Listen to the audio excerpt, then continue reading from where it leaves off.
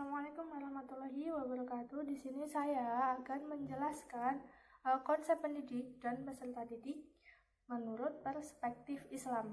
Nah, di sini jadi pendidik menurut perspektif Islam adalah seseorang yang bertanggung jawab terhadap peserta didik dengan mengupayakan perkembangan seluruh potensi peserta didik, baik potensi itu secara kognitif, afektif maupun psikomotoriknya, dengan ajaran-ajaran agama yang sesuai dengan nilai-nilai agama Islam gitu. Jadi tugasnya pendidik ini adalah membimbing maupun membina peserta didik agar dapat menemukan jati dirinya dan memahami pembelajaran-pembelajaran yang telah diberikan dengan baik. Begitu. Untuk peserta didiknya dalam perspektif Islam bisa disebut dengan objek ataupun subjek.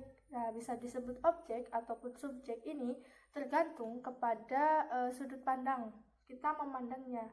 Kita memandang peserta didik ini apakah sebagai subjek dalam pembelajaran maupun objek dalam pembelajaran tersebut.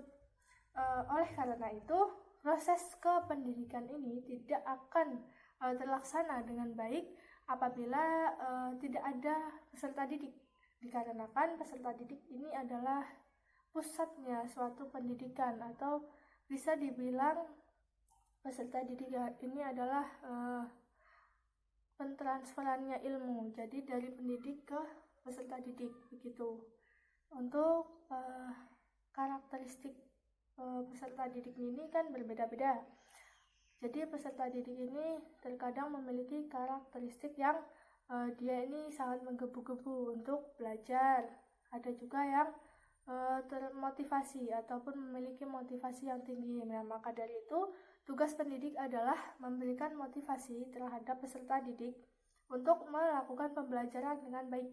Selanjutnya kita akan membahas kewajiban pendidik dalam perspektif Islam, dan saya mengambil dari menurut Imam Al-Ghazali.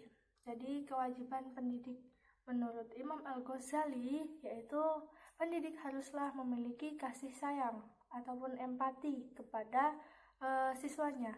Jadi pendidik ini haruslah menganggap siswanya ini sebagai anak kandungnya sendiri. Saya beri contoh, misalnya di suatu kelas ada salah satu anak yang anaknya seorang pendidik dan satunya adalah siswa biasa. Jadi tugas pendidik di sini haruslah adil antara anaknya dan juga siswanya, harus diperlakukan dengan sama gitu. Dan yang kedua, tidak mengharapkan balas jasa. Di sini seorang pendidik tidak boleh mengharapkan ucapan terima kasih ataupun balas jasa terhadap ilmu yang telah diberikannya begitu, tetapi haruslah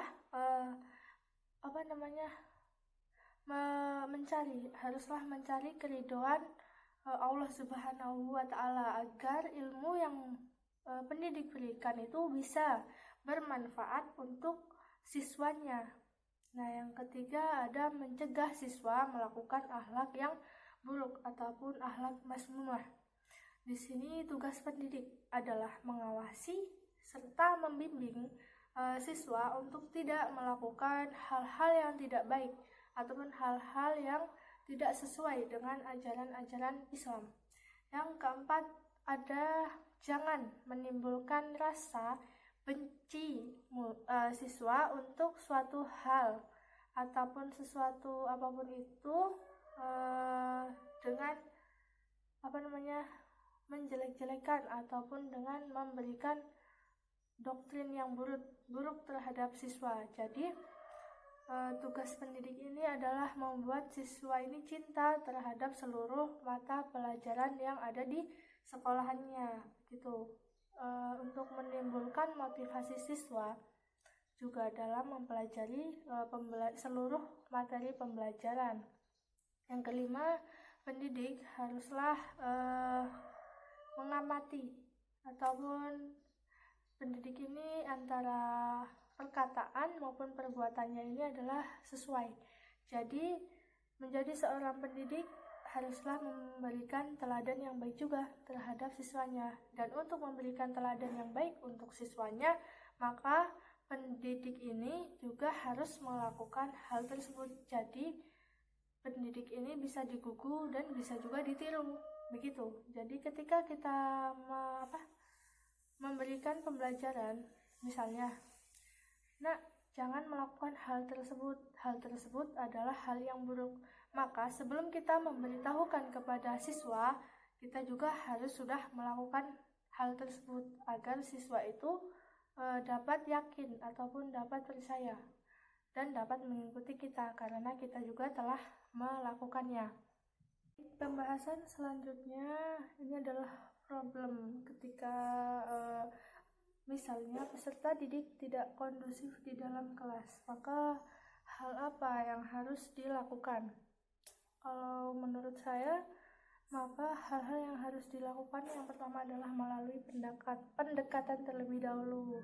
Misalnya memberikan arahan terhadap siswa dengan tenang dan tidak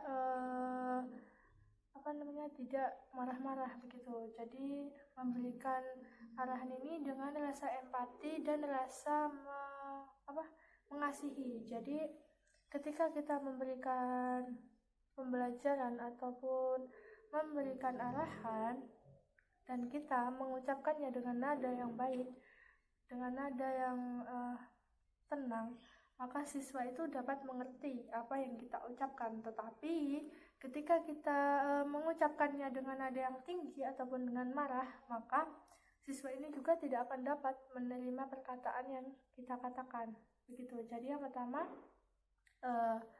memberikan arahan dengan kata-kata yang baik ataupun dengan nada bicaranya yang baik, yang tenang. Dan yang kedua, bisa kita mengajak siswa komunikasi.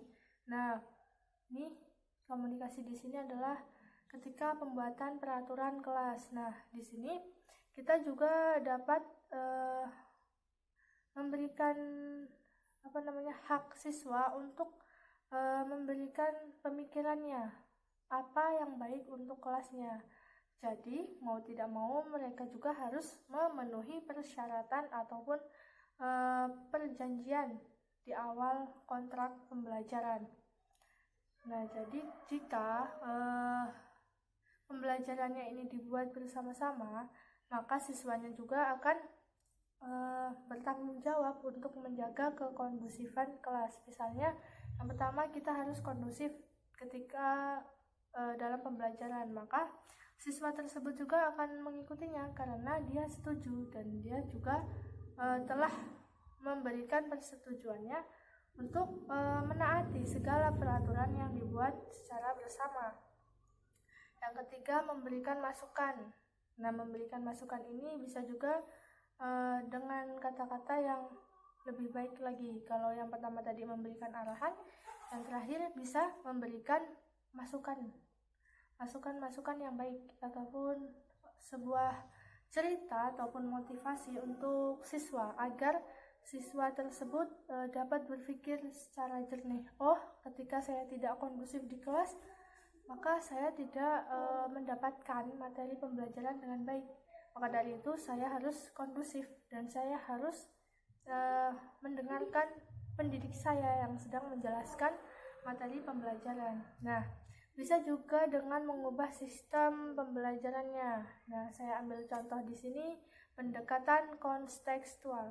Nah, atau disebut juga CTL, Contextual Teaching and Learning, di mana pendekatan ini mengaitkan materi pembelajaran dengan situasi di dunia nyatanya siswa tersebut. Nah, dengan pendekatan ini maka siswa ini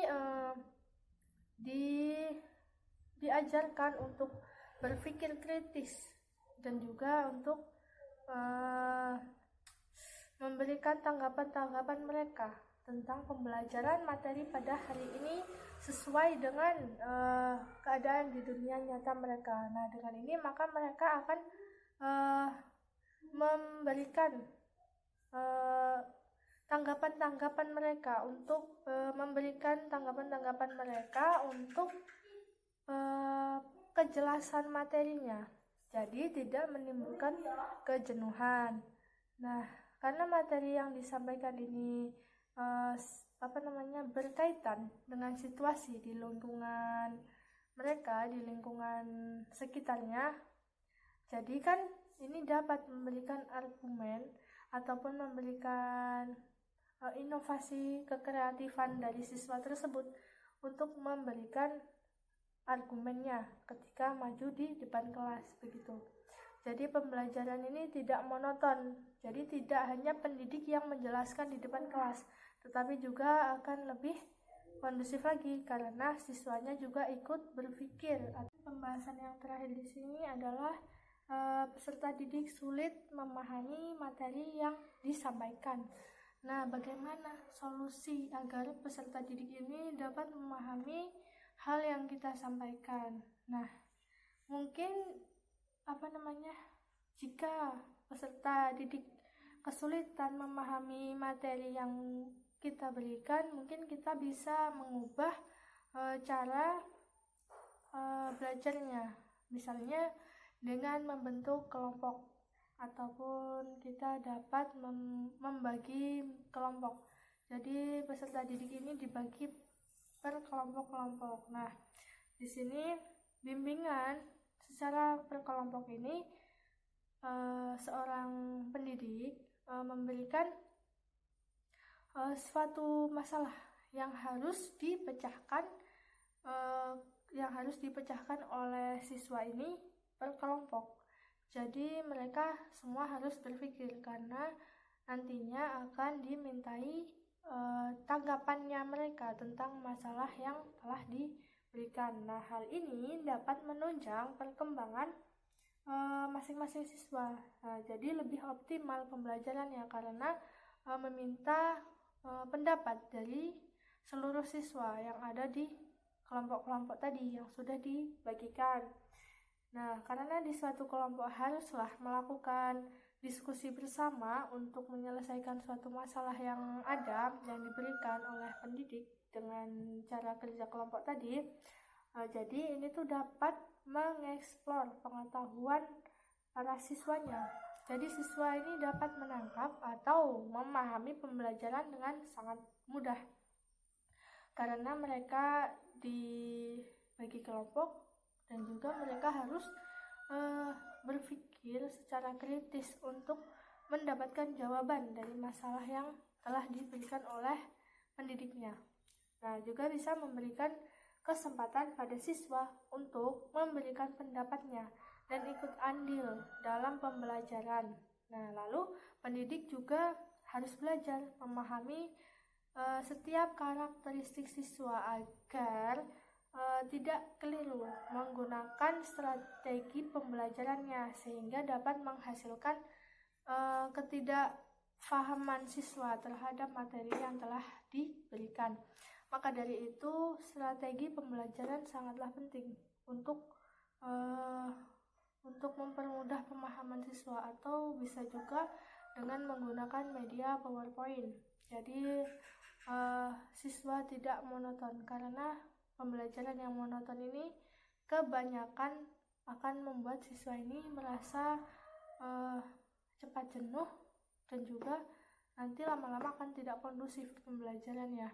Maka sebagai seorang pendidik haruslah memilih strategi, media, metode pembelajaran yang bisa menarik minat siswa dan juga menyenangkan bagi siswa agar pembelajaran yang diciptakan tersebut dapat menghasilkan hal-hal yang diharapkan baik untuk pendidiknya maupun untuk siswanya. Mungkin demikian dari saya. Saya akhiri. Wallahul muwaffiq ila aqwamit thoriq. Wassalamualaikum warahmatullahi wabarakatuh.